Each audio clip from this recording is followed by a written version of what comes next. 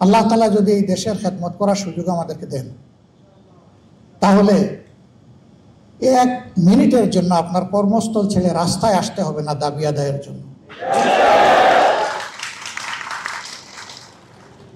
ইনসাফের ভিত্তিতে যার যেটা পাওনা সেটা তার হাতে তুলে দেওয়া হবে। আমাদের কমিটমেন্ট বেসিক 3টা।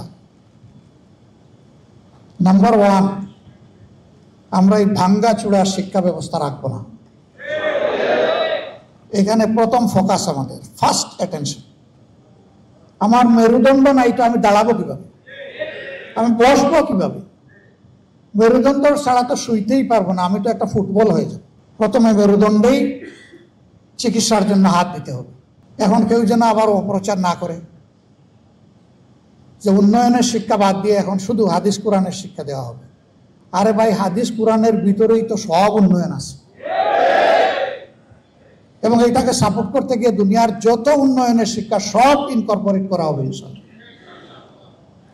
আমরা শুধু যে শিক্ষা মানুষের মধ্যে অনৈতিকতা সৃষ্টি করে, মানুষকে করাপ্ট বানায়, মানুষকে একটা ইতর প্রাণী বানায়, আমরা ওই শিক্ষা দেব না।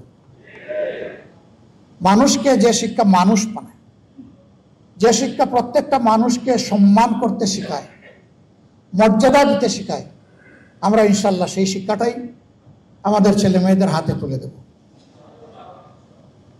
এবং এই শিক্ষার সাথে সর্বোচ্চ বৈষয়িক উৎকর্ষের শিক্ষাটাও থাকবে। নৈতিক আর বৈষয়িক 2 শিক্ষার মহামিলন হবে ইনশাআল্লাহ, যার ফলে শিক্ষার পাঠ চুকিয়ে একটা ছেলে কিংবা মেয়ে বের হওয়ার পরে তার যোগ্যতা অনুযায়ী সে কাজ পেয়ে যাবে। হয় সে উদ্যোক্তা হবে, না হয় সে সার্ভিসের একটা জায়গা পেয়ে যাবে, সে বেকার থাকবে না। বেকারত্ব তো জাতির জন্য ক্ষতির কারণ। হ্যাঁ, বয়স যাদের হয়ে গেছে, এই দেশকে জাতিকে সেবা দিয়ে এখন আর শরীর যাদের কুলোয় না, তারা ইনশাল্লাহ বেকার নন, আমাদের সম্মানিত সম্পদ হিসাবে আমাদের বুকে থাকবে ইনশাল্লাহ। কিন্তু কোনো যুবক যুবতী কাজের বাইরে থাকবে না, কাজ যেটাই হোক তার হাতে একটা থাকবে।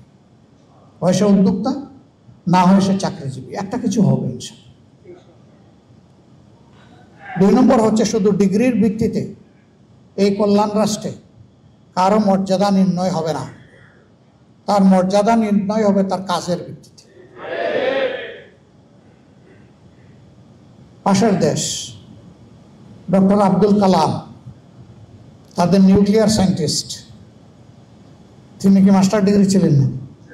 গ্রাজুয়েট ছিলেন, ইন্টারমিডিয়েট ছিলেন, হাই স্কুল পাস করেছেন? কিছুই না। কিন্তু পরবর্তী পর্যায়ে অনেক কিছুই হয়েছে তার। সেই জাতি তো তাকে সম্মান দিয়েছে। এই জন্যে, তার কন্ট্রিবিউশনের জন্য, তার অবদানের জন্য, তার কাজের জন্য।